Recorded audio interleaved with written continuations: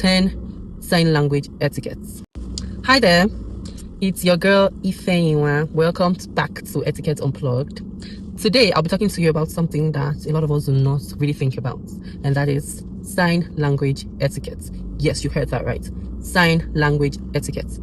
I mean, if you're like me, you probably grew up thinking that communication was just all about say it louder, say it again, come again, I can't hear you, can you speak louder, or screaming and all of that.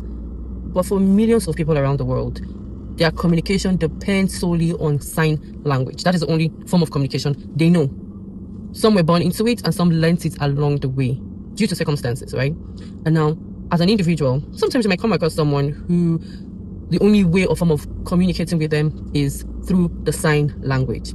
So I'm here to give you etiquette on how to act around them, because the way you act around them using your sign language says a lot, and it means a lot to them as well.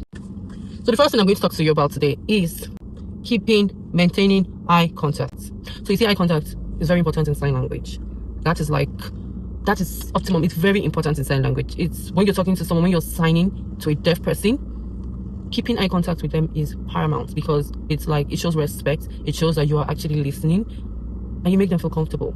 So basically, breaking eye contact for whatever reason while signing when you're conversing with someone who is deaf is basically like walking mid-sentence. So imagine you're talking to a friend of yours and your friend is still speaking, your friend is speaking, and you just walk away, and your friend will be like, well, what's going on? That's how it is when signing and you break eye contact. So it is very important that you maintain eye contact when talking to someone who is deaf.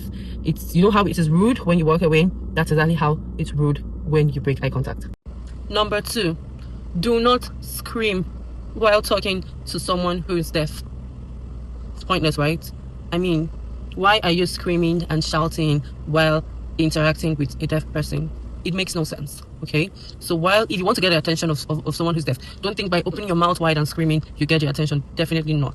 You just look funny. So I think the best way to get the attention of someone who is deaf is by waving in a straight line, like so. When you wave in a straight line, you get their attention. Do not wave so fast in front of them. Also, do not tap them so hard. Just give them a gentle tap to get their attention. All right? Do not forget, screaming, pointless. I'm sure you get what I mean. Thirdly, something else I'm going to say is hands-free, clear equals to clear hands. Now, when communicating in sign language with someone who is deaf, it is very important that there is nothing in your hands. I mean, imagine holding a phone while you are signing, or you're holding food. It is equivalent to chewing in your mouth while talking.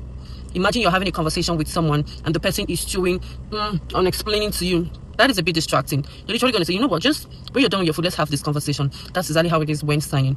Do not sign with food in your hands. Do not sign with anything. Ensure your hands are free. So for easy communication between you and the person that cannot really hear you, right? So lighting matters as well.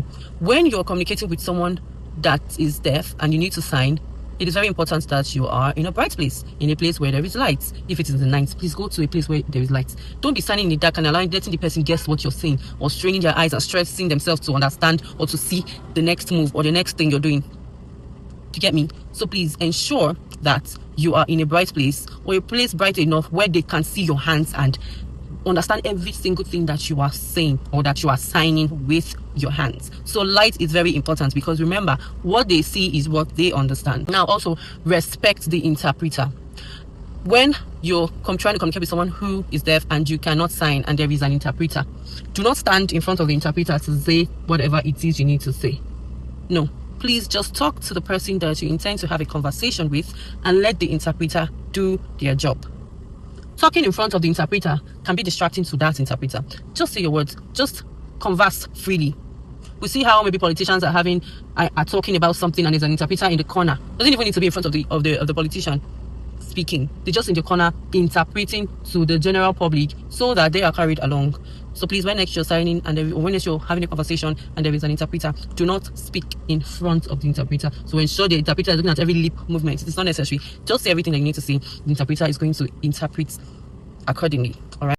Facial expressions is equal to grammar, in the sense that when you are signing, your facial expression is very important, because they are reading your facial expression as well as your hands. So in a statement, or in a statement where you're just having a simple statement, but with your eye, who communicates through words, when someone is talking to you, you're looking at their facial expression to match their words, to, you know, understand their body language. That is just how it is in sign language. Your communication is, your facial expression is very, very important. So when you have to smile, you smile.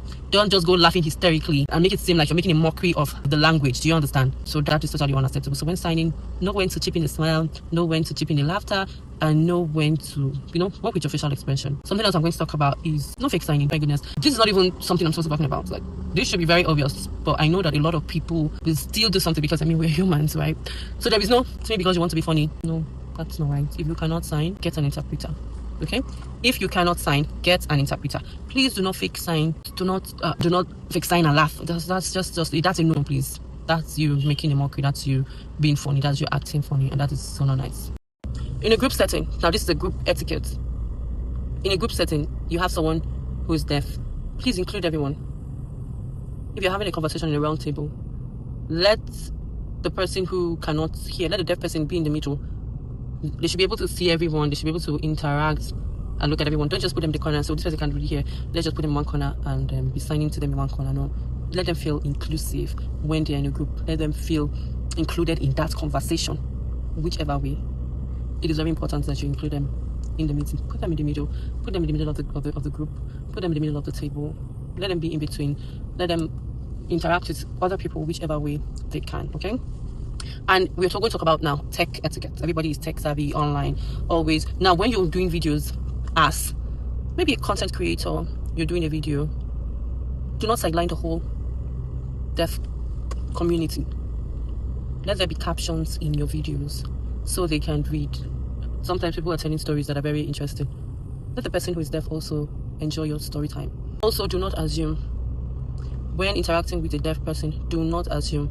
Always ask questions. So what do you like, or what do you want? What do you want me to do? Ask and expect to get a reply, a response. Do not just assume that this is what this person means.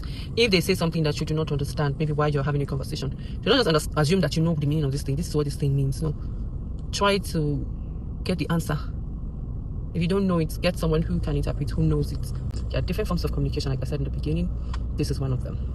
I'm sure after this video, you know what to do and what not to do around someone who is deaf. Please, if you enjoyed this video, do not forget to like, follow, and hit the notification bell. So when I post a video, you get notified. Okay? And also comment in the comment section. If there's anything you like to ask or like to know or like to see, any kind of etiquette you're not clear about, any form of etiquette you're not clear about, just let us know. Let me know in the comment section. Till I come your way again next time. Bye.